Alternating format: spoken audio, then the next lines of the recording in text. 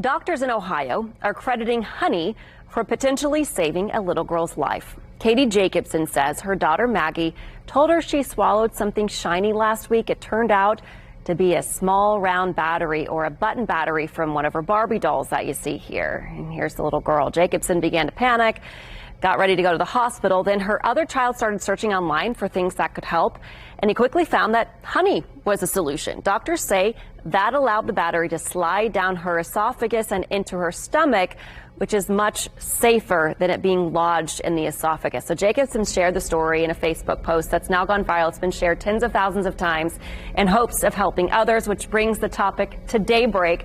Dr. Rachel Dunn joins me this morning to talk about this. You're a pediatric gastroenterologist. I knew I was going to flub that. Joining us from St. Vincent this morning. We appreciate you being here. It's wonderful to be here. So let's talk about the dangers. Over the past 7 to 10 years or so, doctors have seen a big uptick in cases of kids coming in who've swallowed batteries. Why? What's happening? That's correct. So in the last about 5 to 10 years, we're seeing toys that have more electronics. We're seeing toys that talk.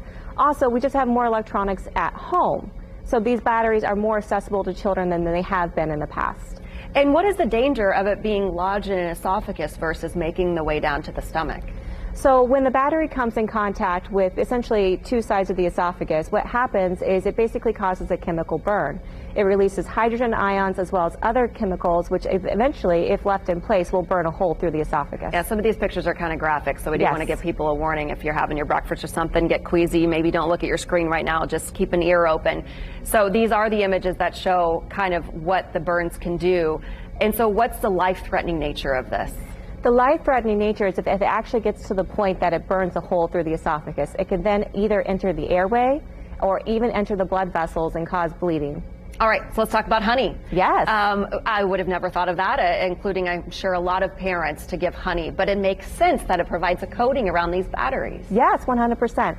So back in 2018, new guidelines came out that recommended the use of honey. And like you said, what it does is, the main feature is it coats the battery, preventing the chemical leakage or decreasing the chemical leakage.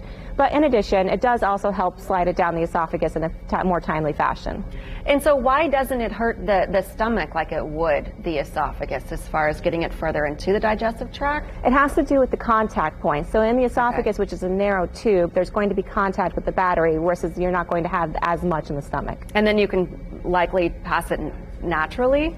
You can pass it naturally. If it's still in the stomach, we do try to remove it. We also need to investigate the esophagus, because otherwise there can be a burn as it's traveling down. So just because it hit the stomach, it doesn't necessarily mean that the child is out of danger.